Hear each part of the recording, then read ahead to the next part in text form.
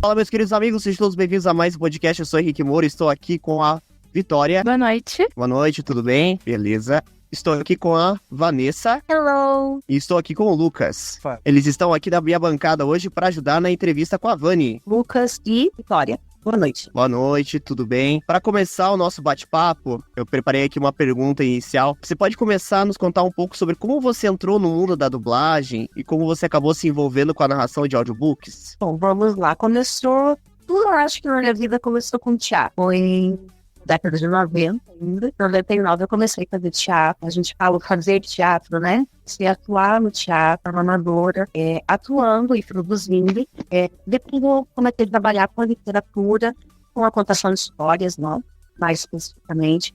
Primeiro com criança, depois com adulto, idosos, bebês. E quando a gente entrou em pandemia, o cenário assim, do artista mudou completamente. Então a gente se modificou para atender a nossa necessidade em fazer arte e também a necessidade da arte prosseguir. Uma das formas que a gente encontrou foi fazendo trabalhos online. Teve o teatro online e algumas gravações de histórias com essa narração oral que já acontecia presencialmente, a gente fez em vídeos. Todo o trabalho que eu fiz na pandemia, que é Como a Vida é o nome.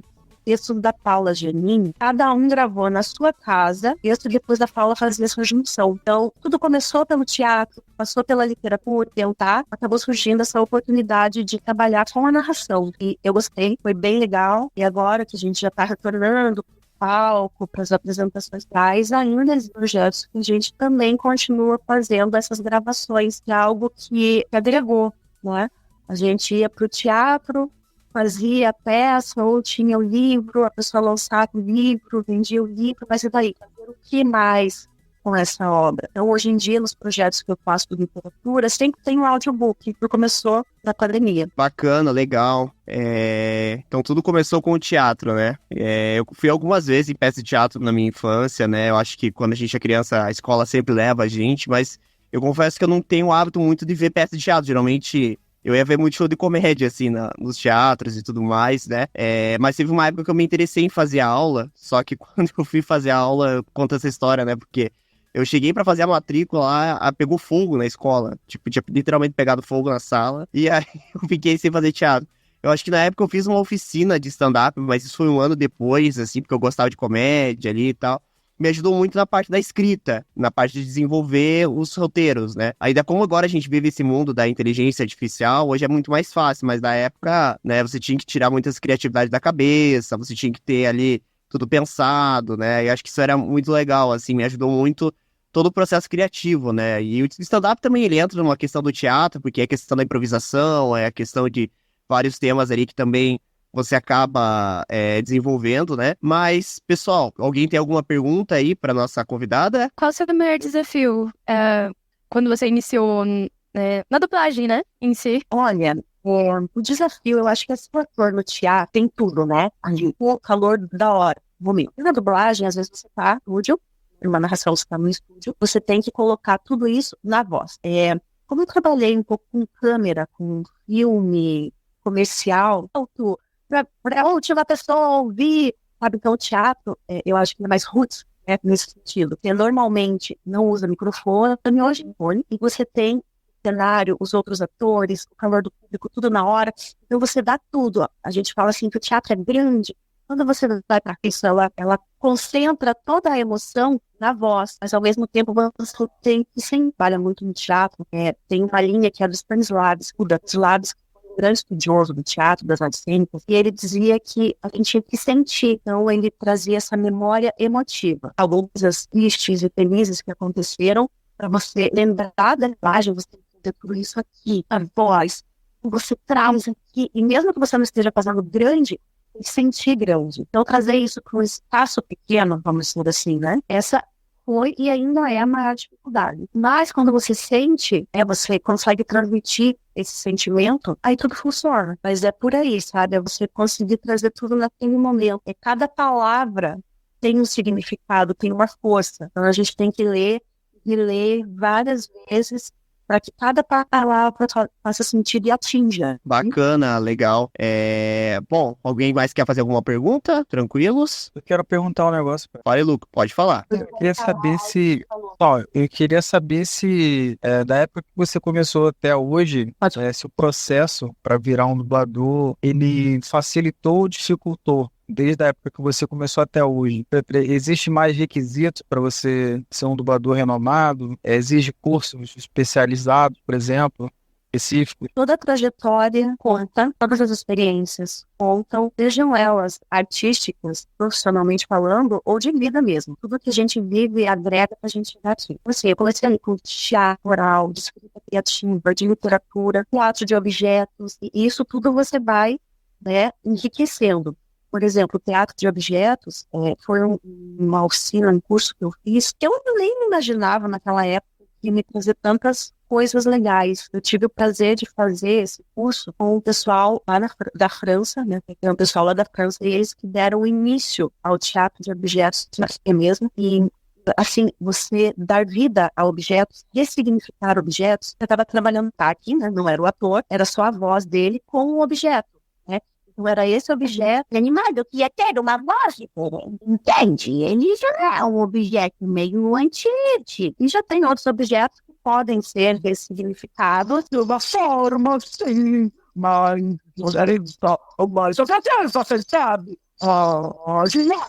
Né? Então, o teatro de objetos, por exemplo, me trouxe essa vivência também para trabalhar a narração oral, trabalhar os contos, trabalhar a locução, aonde que... eu não sou cantora, me acho péssima cantando, e os 3 espetáculos que me exigiam mais a voz, eu tive dificuldade. Aliás, no comecinho da minha carreira, quando eu comecei a fazer teatro amador, que eu estava na escola dos sátiros, tive uma situação muito louca. Estava ensaiando com isso.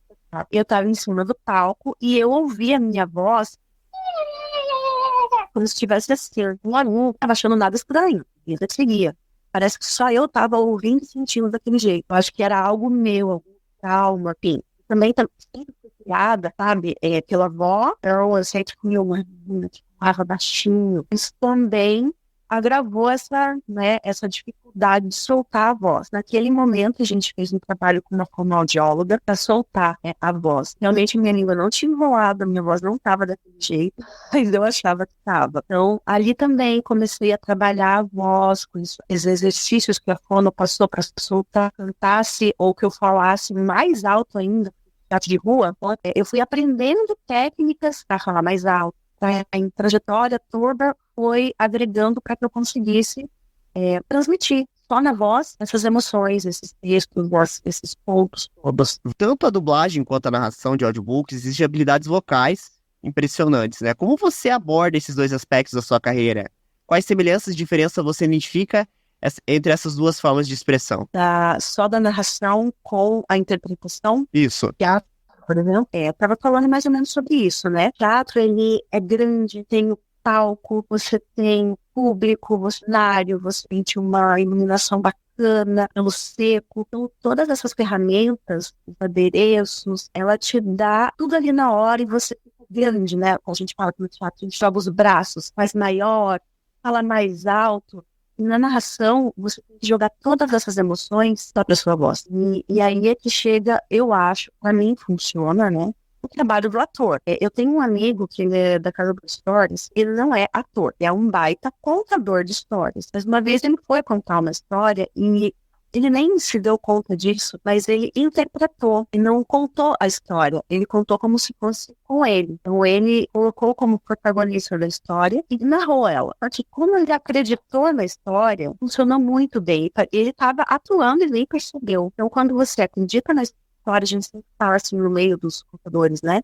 Quem tem que brilhar é a história, é o roteiro, né? Então, quando você acredita na história e traz ela, eu trabalho muito dando tela mental. As pessoas me perguntam, nossa, como que você lembra das histórias? Eu imagino elas de verdade, na minha cabeça, na minha tela mental. Aí, quando você imagina ela de verdade, realiza, sabe, na sua cabeça, na sua tela mental mesmo, na sua memória, ela nunca vai sair dali. Você consegue imaginar e sentir tudo aquilo que está acontecendo na hora naquela história. Fiz a gravação de um conto quase na pandemia. E Eu fiz a leitura do conto, né, com o livro na mão, fiz a leitura, mas era uma leitura dramática, né? Uma diferença entre você ler aqui um livro. Eu, rei. Uma vez, uma rainha cujo marido morreu como seu filho, Hassan tinha somente 5 anos, ela foi nomeada regente do reino até que do rei completasse 18 anos. Uma leitura. Agora, quando você conta, era uma vez uma rainha, o marido morreu. Seu filho, Hassan, tinha somente 5 anos, nomeada regente do rei, até que o futuro rei completasse 18 anos. Você, então, capaz de governar. Aí você já traz uma emoção. Então, quando você acredita na história, traz toda a emoção para aquele momento, concentra, né, no momento presente, vem para voz. Tipo, no teatro a gente trabalha buscando as emoções, a memória afetiva. Eu acho que se assemelham muito, apesar de ter essas diferenças, tudo é comunicação, tá? O teatro, o cinema, é uma outra linguagem, tá comunicando, a contação de história está comunicando, você lê um livro, está comunicando. Então, para mim, tudo isso é comunicar de formas diferentes, inclusive com a música, por exemplo. A música comunica. Bacana, legal. Vanessa, você quer fazer alguma pergunta? Por enquanto, não. Tranquilo? Beleza, eu vou prosseguindo aqui com o meu roteiro. E assim, você comentou sobre essa questão ali, né? E como é que é teu processo, assim, de você se preparar e tudo mais? Como é que funciona? Bom, eu gosto, por exemplo, eu vou fazer um conto, né? A narração, a dublagem de um conto. Gosto de ler ele, entender. Eu tenho um processo. Uma escritora perguntou, nossa, você gosta de escrever à mão? Sim, eu gosto de escrever à mão. Eu acho que funciona melhor. Alguns estudiosos dizem que eu tô certa, que funciona muito bem quando você escreve também. Quando você escreve, você está acionando mais uma parte do seu cérebro para memorizar aquilo. Eu gosto de ler, ouvir e escrever. Eu vou narrar. Primeiro eu faço a leitura dele, depois eu reescrevo ele à mão. Quando é o caso de, por exemplo, teatro, a gente não pode editar na hora, tem que estar decorado 100%. Eu aprendi uma técnica que funciona muito bem, eu aprendi já no comecinho assim de carreira, 25 anos. Eu escrevo uma frase, por exemplo, frase 1, depois eu escrevo a frase 1 de novo com a frase 2. A frase 1 mais a 2 mais a frase, depois 1, 2, 3, 4, e assim eu vou aumentando o texto, assim eu consigo decorar. Depois que tá bem inserida a história, aí vai para as sensações, né? Tudo aquilo que o protagonista e as imagens estão vivendo, tenta imaginar mesmo, passar isso de uma forma mais verdadeira. E o único jeito é você se colocar no lugar do personagem. Isso eu acho que o teatro me ajuda. Essa vivência do teatro me ajuda, porque o trabalho de você achar as emoções, trabalhar essa memória afetiva. Eu também tenho uma coisa que é pessoal, por um longo tempo foi um problema, um amigo, Ramos, Aninó, ainda era Vanessa, fala que você é muito sensível, você é muito sensível. Então isso antes era um problema. Hoje eu tento trabalhar essa sensibilidade, fazer isso para algo que seja positivo. Trabalhar nas histórias todas essas sensações, colocar no lugar das histórias dos personagens. Bacana, legal.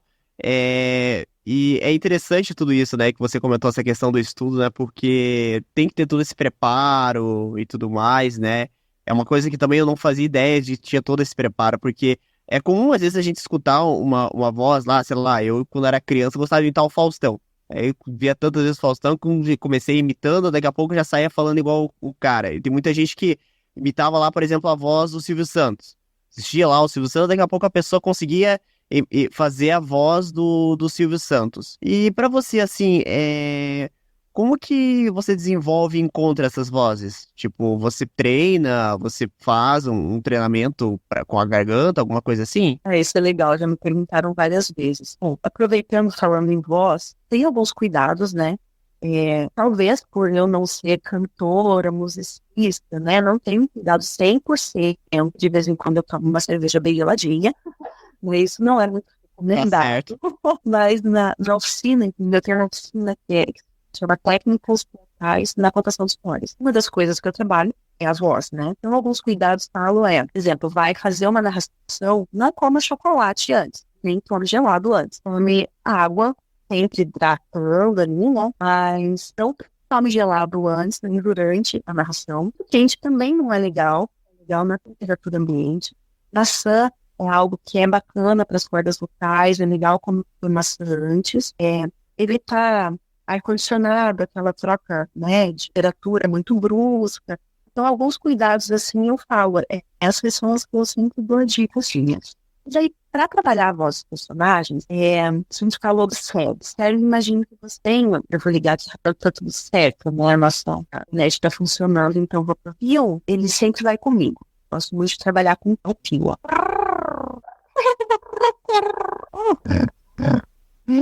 Sério, Pio?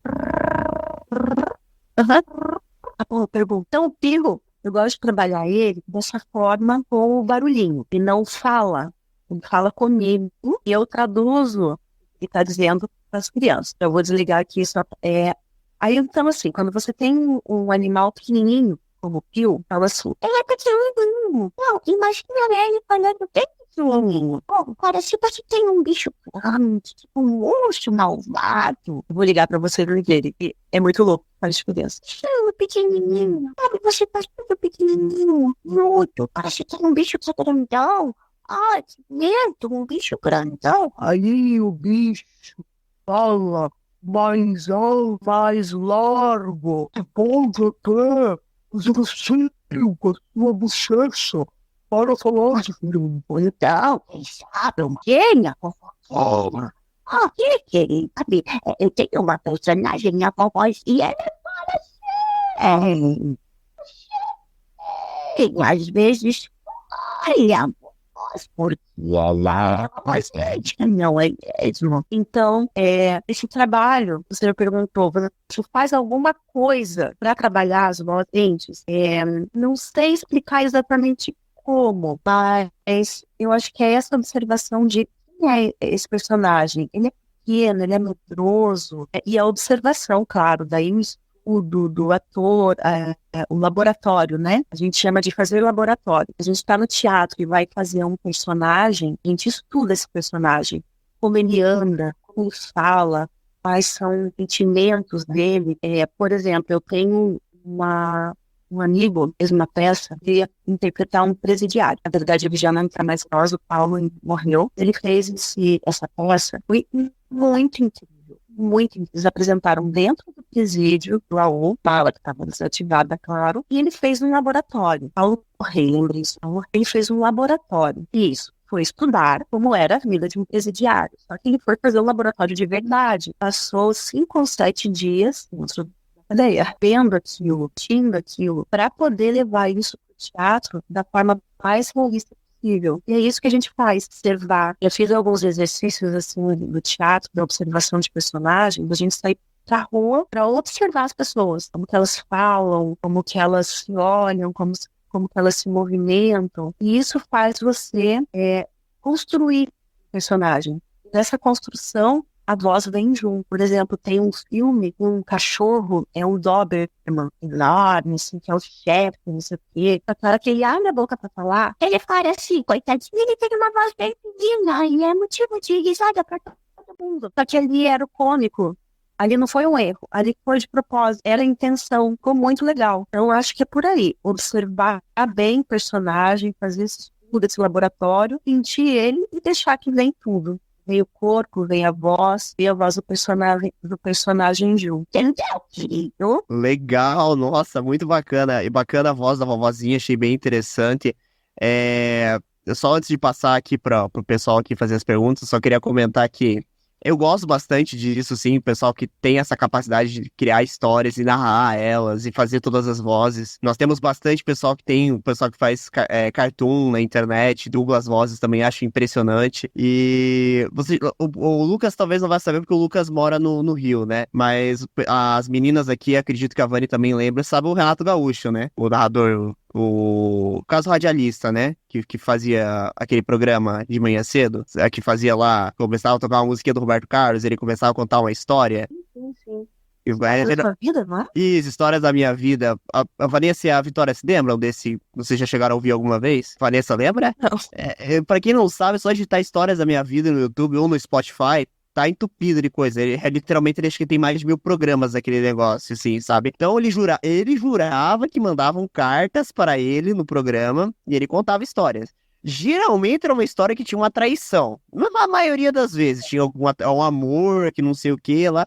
E ele tinha um jeito de narrar a história, que às vezes, sei lá, estava no ônibus, estava no carro, você queria ouvir aquela história até o final pra você saber o que vai acontecer. Porque ele tinha um jeito de colocar a história que, sei lá, eu acho que eu nunca vi alguém na minha vida fazer aquilo. E eu ficava assim, caraca, o que vai acontecer nesse negócio? Ele tinha um jeito, assim, todo malemolente, de colocar um ponto sério e colocar uma musiquinha de fundo, né? E eu lembro também da Ouro Verde FM. Lembra? A Vitória chega a lembrar da Ouro Verde FM? Verdade, eu não lembro. One by one by five, Ouro Verde FM. Aí vem aquela menina. Easy Radio. Aí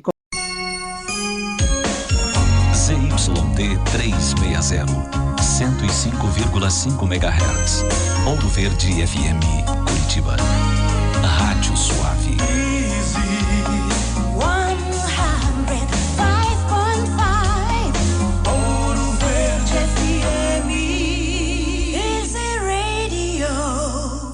começavam, aí vinha lá, agora com vocês, Barry White, aí começava a tocar o negão, assim, uma música, era só música de love song, né, era um negócio que eu sempre achei fantástico aquilo, né, e toda aquela questão, toda aquela química, eu acho isso demais, assim, sabe, e essa questão, quando eu escutei ali o teu, eu achei sensacional, as vozes. Agora a gente tem muitas variedades, né, mas antigamente a gente só tinha recorrente realmente a rádio, né, pra ouvir esse tipo de conteúdo, né? E eram pouquíssimas rádios que tinham, né? Eu comento aqui um cara que se concretizou aqui no Paraná, né? Devido ao seu programa. Mas depois de um tempo, a gente acabou, né, tendo o Spotify, a gente tem contato mais com esse pessoal que cria história narrada, consegue contar uma historinha por áudio, tem os audiobooks.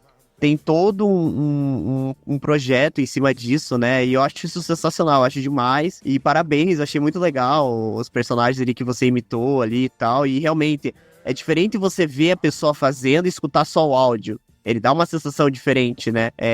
O áudio, assim, você fica, caramba, quem que é essa pessoa? Cria uma imagem da pessoa na sua cabeça, você fica imaginando como seria e tudo mais. Acho isso sensacional.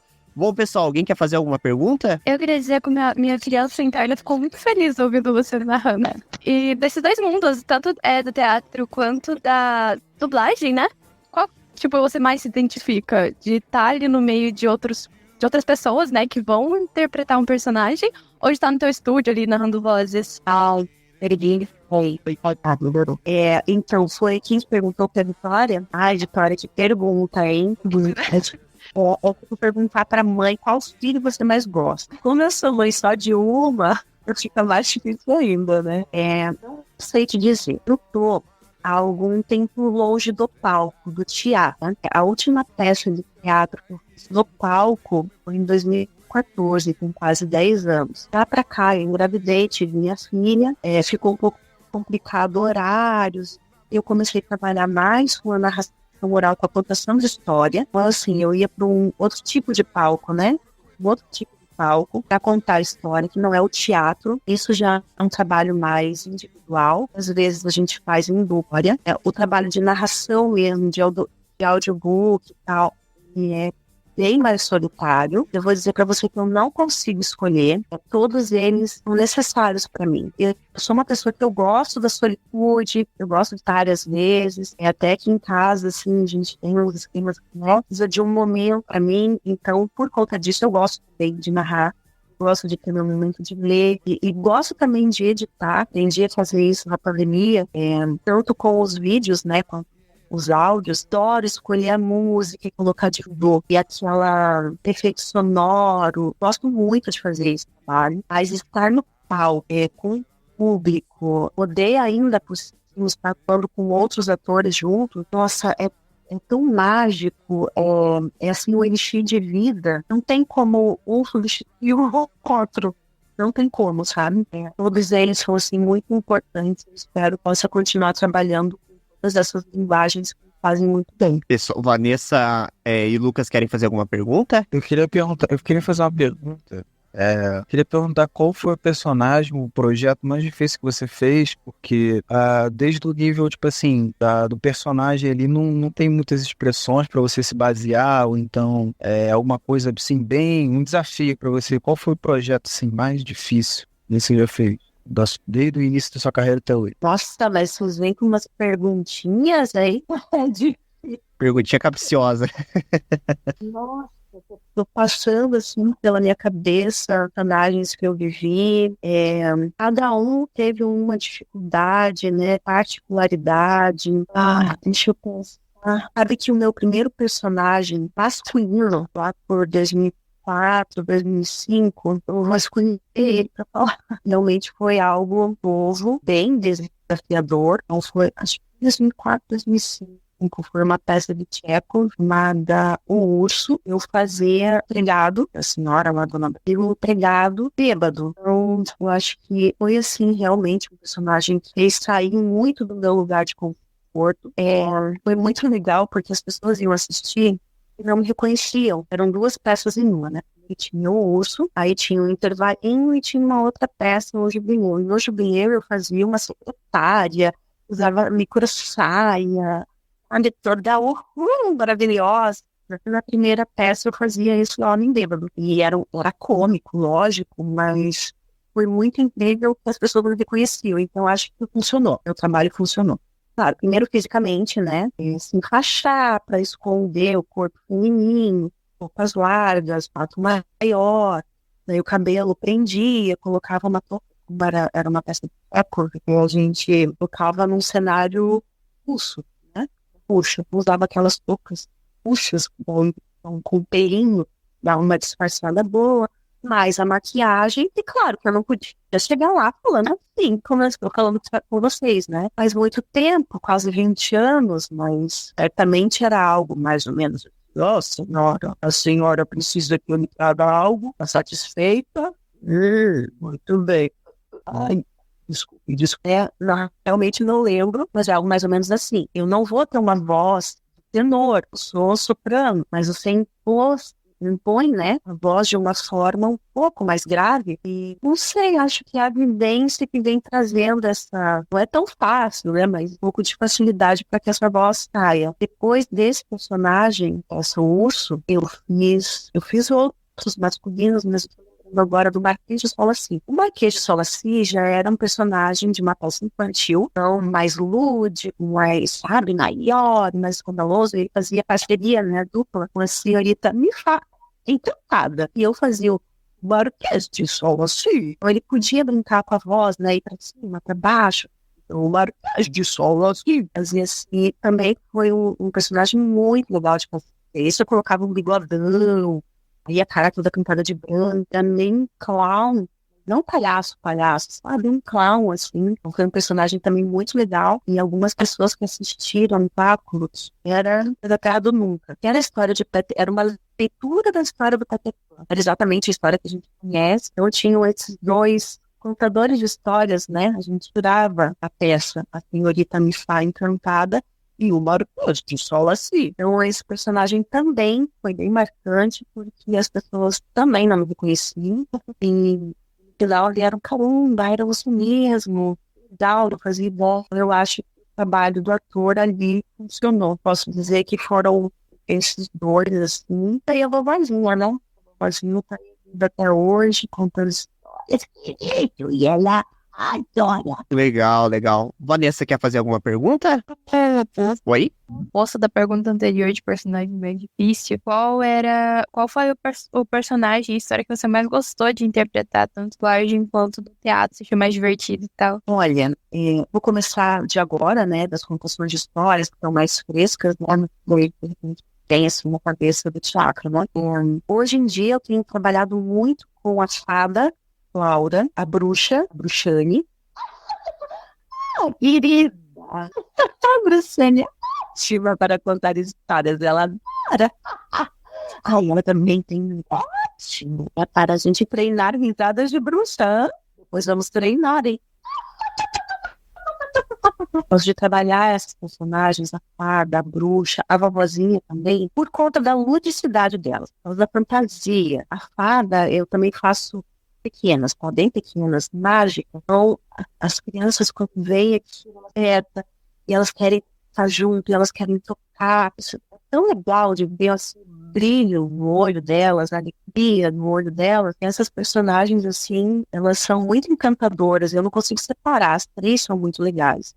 Acho que a Fada, nesse sentido, é muito, muito legal. Agora, no teatro, mais bastante fazemos. Veja, tem esses personagens que foram os mais difíceis, eles têm essa potência, né? Que desenvolveram as novas. Tem também a Annalise, foi uma personagem, e eu posso falar sobre outro ponto de vista, né? Não é sobre um ponto de vista tão artístico, mas foi sobre um ponto de vista de teatro, de público, de 15 atores em cena, e chamando mais 10 pessoas do palco para compor o cenário, e 80 pessoas para fora do teatro que não conseguiram entrar. Foi muito incrível assim na minha carreira. Alice em Busca do Homem Perfeito. Era uma peça que misturava, como é que era o nome, o termo que a gente usava para esse tipo de espetáculo. Vendia-se cerveja no teatro.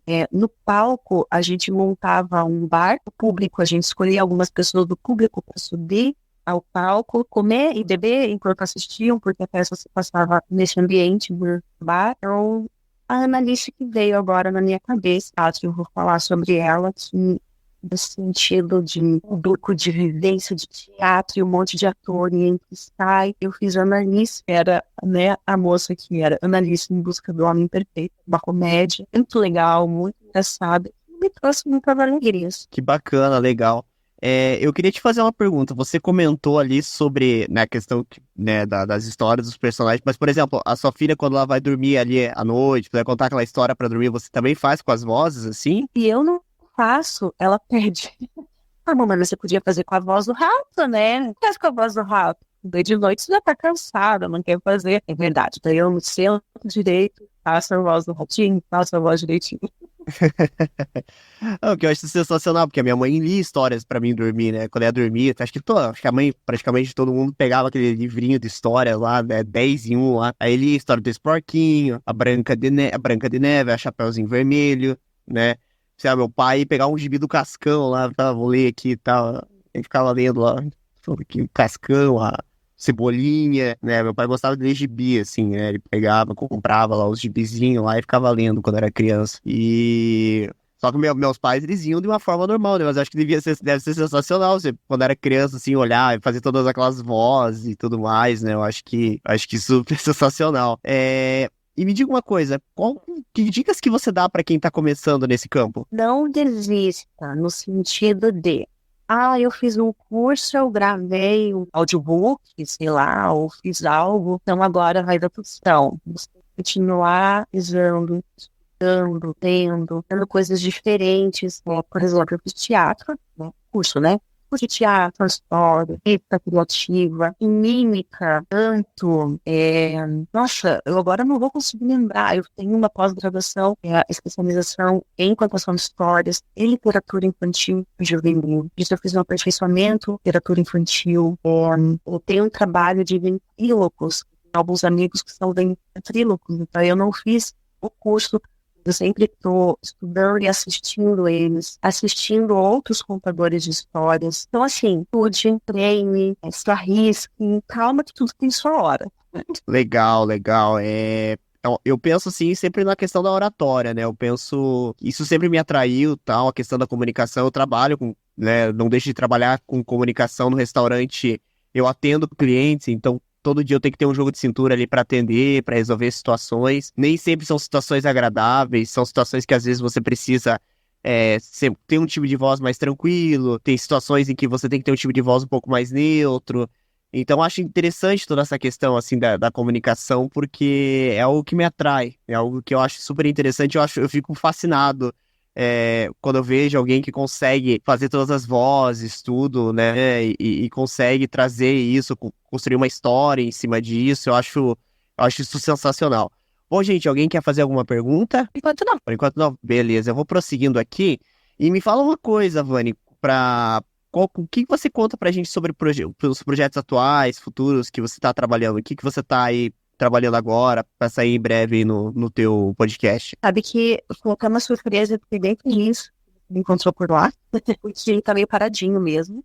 Esse ano eu voltei a dar aulas de teatro, que na verdade também tá tudo junto, né? Uma coisa ajuda a outra. Só que 10 anos que eu dava aulas de teatro mesmo, isso também me faz voltar a ler de novo, a narrar de novo. Assim, agora eu tenho um projeto aguardando, então que quando sempre faz uma corrente de boas energias da Fundação Cultural, projeto que ele está na linguagem de artes cênicas, é um projeto para teatro, porém, ele tem também uma vertente de narração. São textos que já foram trabalhados anteriormente, na pandemia, que foram feitos vídeos caseiros, né, que se fazem em casa. Agora a ideia é que os textos eles vão para o teatro, também sejam feitas, né, narrações desses textos.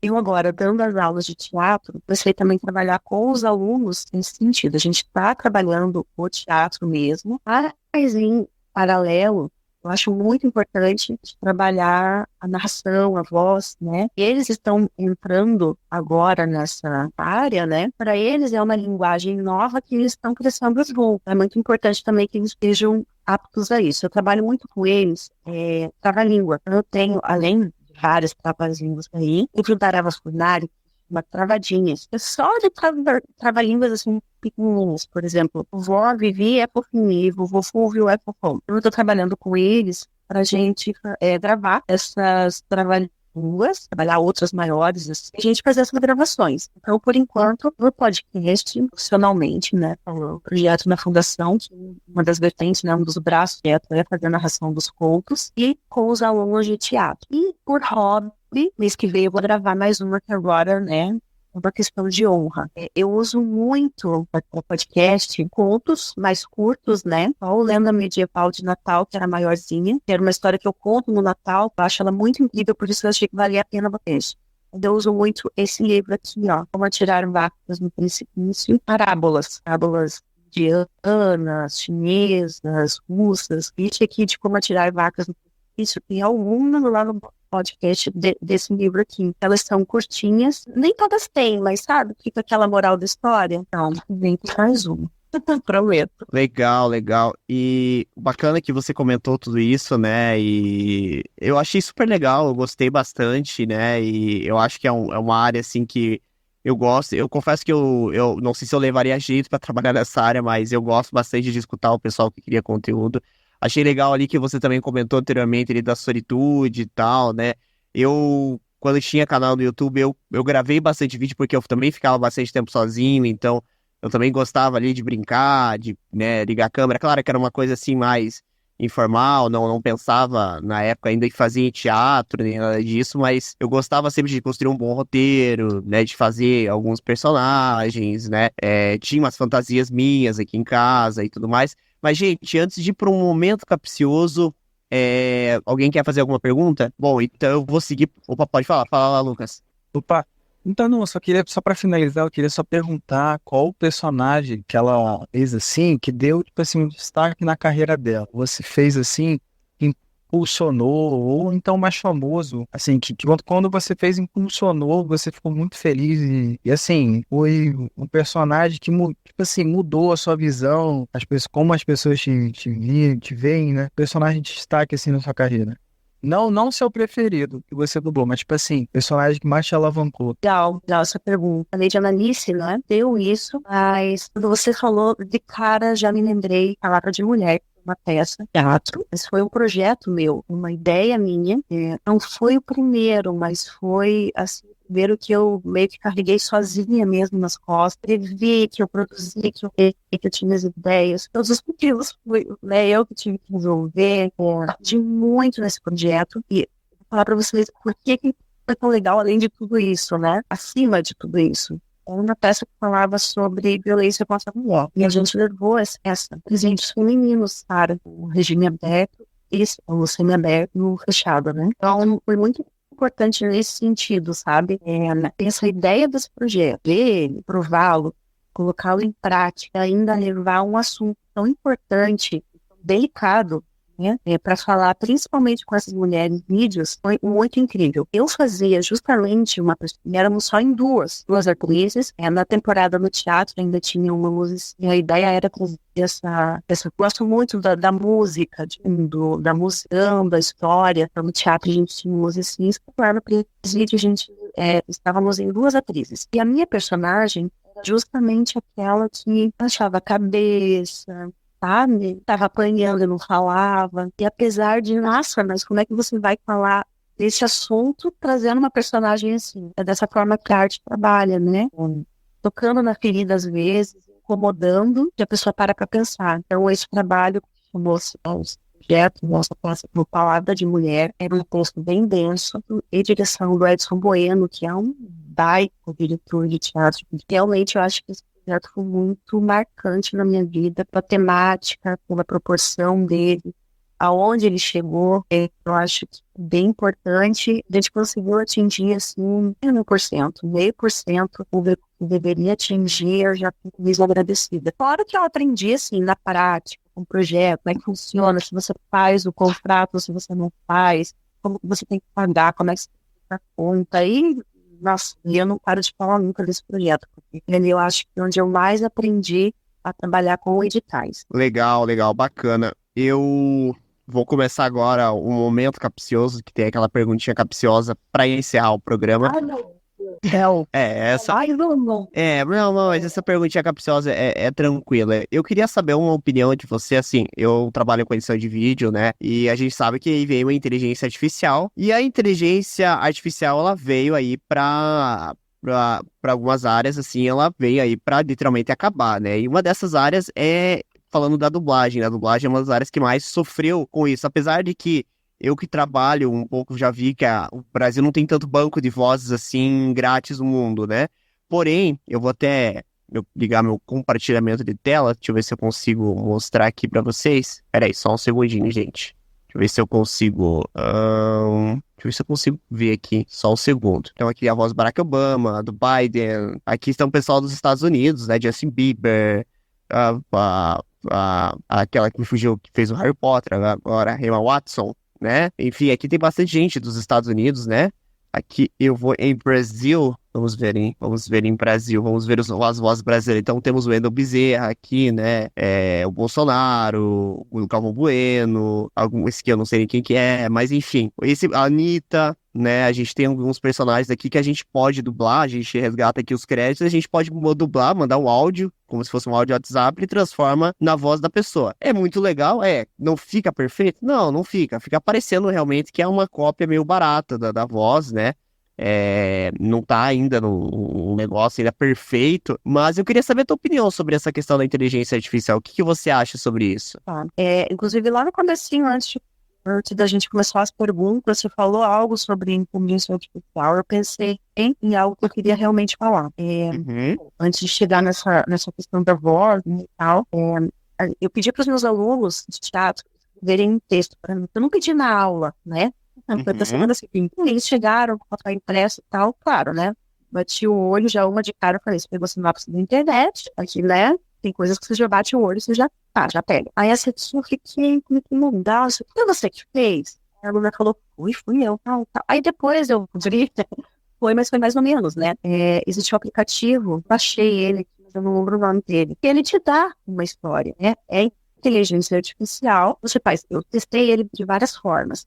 Cria uma história nova para Chapeuzinho Vermelho. Então ele pega, acredito, né? Pega várias informações na rede, junta, mistura e consegue criar aquilo. Eu falei, gente, não, pelo amor de Deus, não usem isso. Estão acabando com a criatividade de vocês. Claro, facilita a vida para alguma coisa, para dar uma ideia, sim, mas não é a ideia criar. Estão te dando tudo pronto, está dando pronto a ideia. Você tem que trabalhar justamente a sua criatividade para você ter ideia. Então, primeiro, não usem o aplicativo, né? Falei para eles. Então, essa na questão da escrita, né? Bom, em relação às vozes, e eu acho, assim, é uma coisa nova. Tudo que é novo vai ter algumas, né, vai esbarrar com algumas dificuldades. Assim como, por exemplo, o direito autoral. Até hoje, direito autoral é complicado. A gente contar uma história mesmo, eu tenho aqui um livro da Eva Fornari, eu posso contar a história? Hoje em dia a gente já chega assim, chegando na conclusão, né? Eu posso pegar uma história dela e ali na escola e contar. Então, tô aqui, diga que é dela, porque é educado,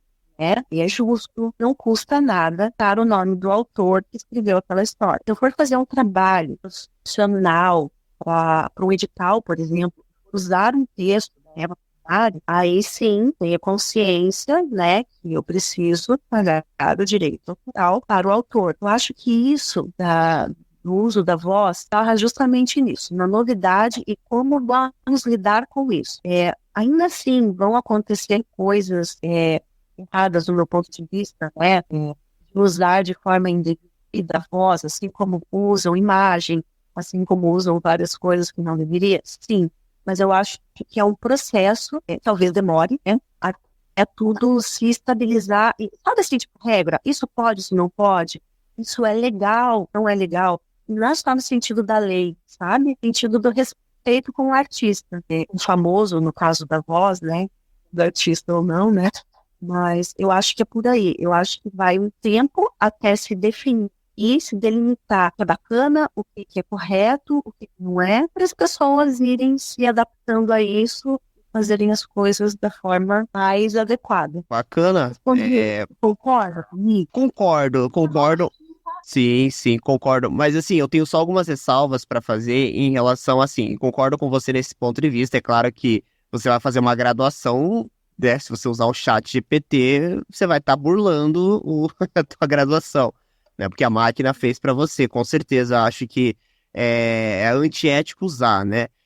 A questão da dublagem, realmente a gente tem uma greve nos Estados Unidos agora dos artistas, né? Porque muitos produtores de Hollywood querem usar a inteligência artificial nos filmes e a grande maioria dos artistas são contra, né? Porque vai se perder muita gente, vai ser demitido muita gente e realmente a máquina ela faz tudo e ela não tá ainda, ela ainda tá faltando aquele ponto final, assim, aquele negócio assim, tá.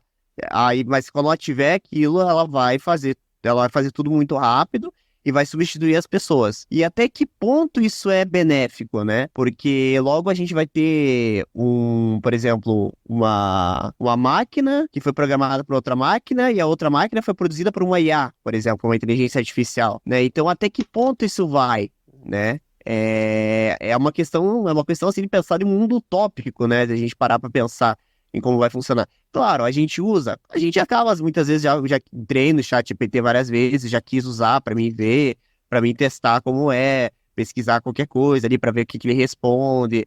Esse aplicativo aqui, por exemplo, que eu mostrei ali, quer mandar um áudio lá com o teu amigo lá com a voz de um famoso, você vai lá, grava lá, manda lá, tal, não fica com a mesma voz, mas fica meio parecido para dar aquela brincada. Então eu vejo que há coisas e coisas. Tem questões assim que ele vai facilitar muito, né? Pro áudio ele facilitou bastante a vida. Ele não substitui ainda o trabalho manual de você tem que fazer a edição do áudio, ele não substitui isso, mas ele facilita em alguns aspectos. Facilita entre aspas porque você tem que ali saber usar ela também, né? Você também não pode só jogar e faça aí, que a máquina também não é bem desse jeito, tipo, de jogar.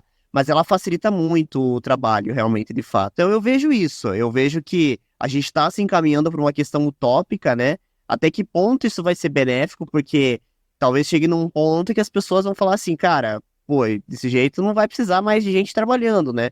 Tudo aqui vai ser inteligência artificial, porque a gente tem uma máquina que está sendo produzida, um robô que está sendo produzido agora, que ele lê texto, que ele lê muitas coisas, e esse robô substitui uma pessoa num emprego, por exemplo, como é que vai ser, né? Então é uma coisa de parar de se pensar, para a gente parar e pensar, né? Como vai ficar essa reflexão para o futuro?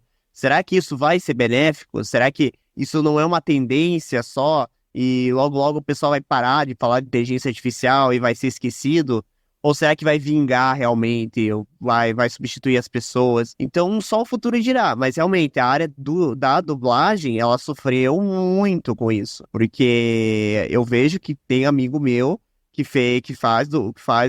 um amigo meu que é radialista, ele faz propaganda e ele perdeu de fazer emprego porque o cara preferiu usar um sistema de inteligência artificial do que contratar a voz dele, porque ele achou mais barato. Então, realmente, na questão da voz mesmo, é complicado. Só que eu ainda acho que não substitui a voz humana. Eu ainda acho que quando você tem um dublador, quando você tem uma pessoa ali um Edo Bezerra, um Guilherme Briggs, eu acho que você não... essas vozes são únicas, né? E a máquina, ela tem ali, acho que, se eu não me falha a memória, o banco de dados do Brasil são 8 vozes brasileiras que ele tem.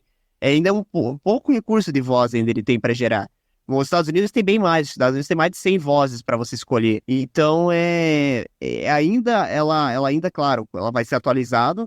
Essa questão da dublagem, ela tá sofrendo um pouco com isso. Eu acredito que não substitua os dubladores brasileiros consagrados, né? Só que fica uma coisa assim, como é que vai ficar isso para a próxima geração? Então fica esse meu questionamento, sabe? Eu acho que não passa tanta emoção assim como um ser humano realmente conseguiria passar, entendeu? Um IA não chegaria nesse nível de perfeição, assim, de realmente conseguir passar uma emoção no áudio, sabe? Sim, sim. Ela não consegue mesmo. Ela consegue, você consegue, tipo, determinar você tem que, por exemplo, você consegue fazer com que ela fique braba, triste, mas você não consegue ter aquela exatidão perfeita do timbre da voz. Isso você realmente não consegue. Então, não sei como é que vai ser pra frente. Se eles vão cada vez mais mexer com isso daí e tal. Mas é aquela coisa, a voz ainda de inteligência artificial ainda ela tá bem cru mesmo. Eu concordo com a Vitória. E outra coisa, Henrique, veio agora na cabeça. Olha só, fui lá para um passado bem antes da gente. Quando o cinema surgiu, falaram que o teatro ia acabar. Mas não, o teatro ia até... Tudo bem, né? Os trancos e barrancos. Mas a emoção do teatro não acabou. Tem o cinema, continua aí. Então eu acho que a gente pode caminhar junto, né? Usando as ferramentas novas que a gente tem, para a gente conseguir chegar no equilíbrio. Aí o otimismo, né? Sim, concordo contigo. Queria agradecer a tua presença aqui, Vani, hoje. Foi muito legal, muito divertido mesmo. O nosso bate-papo. Eu confesso que eu aprendi bastante coisa, eu não sabia da questão do chocolate. E eu agradeço de coração mesmo, todo mundo, também a Vitória, a Vanessa e o Lucas que participaram hoje. Lucas, quer fazer o seu jabá? Fique à vontade. Opa, então, galera, boa noite aí, né, pra vocês. Eu só queria anunciar aqui um pouco da minha empresa, né, pra quem não sabe, eu tenho uma agência de turismo, uma agência de viagens aéreas, e ela fornece aí, desde a cotação de passagens aéreas até chip internacional. Então, quem quiser fazer uma viagem, deixar registrado que vai fazer uma viagem, pesquise por World Milhas, tá? Tem o nosso Instagram, World Milhas, _ lá. Lá vai ter o contato, tem o nosso site também, se vocês quiserem dar uma olhadinha lá, vai ser bastante gratificante. Nós cuidamos dessa parte de turismo, tal, internacional, nacional também. Então, a gente faz pacote de viagem, desde linhas aéreas, cruzeiro, MSC, transfer, hotel, hospedagem, seguro viagem, seguro bagagem. Então, tem tudo isso lá na agência, tá muito legal. Então, puderem dar uma olhadinha lá, qualquer indicação vai ser super válida. Vamos agradecer aí a oportunidade, o Henrique está participando, somando, sempre é bom somar. Como ele disse no começo aí, eu peguei o início do projeto inteiro, né? Foi uma honra participar, cara, e é gratificante ver o Henrique reconhecendo isso, sabe? Tipo assim, o Lucas foi um dos caras de primeiros que é emocionante pra mim, eu me emociono por saber disso, desse agradecimento que o Henrique tem e tal. Então, tipo, é um ajudando o outro. O Henrique é meu irmão, sempre quando ele me chama, sempre que eu posso participar, eu participo. O maior prazer, o maior orgulho, tá somando aí ver o projeto crescendo e é um ajudando o outro. Então, aproveitando o espaço que o Henrique me deu, só para anunciar aí um novo projeto aí da minha vida. Então, quem puder indicar, quem puder repostar alguma coisa lá, vai ser de grande ajuda aí pra gente, pra equipe, tá bom? Obrigado aí pela dubladora, tem muita coisa que você falou também que eu não sabia, né? Igual o lance do chocolate, da maçã, do ar-condicionado, do exercício vocal também, são coisas muito interessantes também pra voz, né? Até pra quem canta, eu também tenho um projeto de música, é bom também fazer esse exercício pra aquecer e tal. Isso tudo foi um conhecimento em geral aqui que a gente absorveu. Sim, e lembrando que eu vou deixar as informações aqui na descrição, tá? O Lucas tá começando esse novo projeto, quem tiver interesse, só olhar aqui a descrição do vídeo, vai estar todas as informações. Pessoal, eu vou ficando por aqui, até a próxima. Muito obrigada, Nick, Val, hello. Eu adorei. Olha, Vanessa, Sará, Lucas, já tá anotado.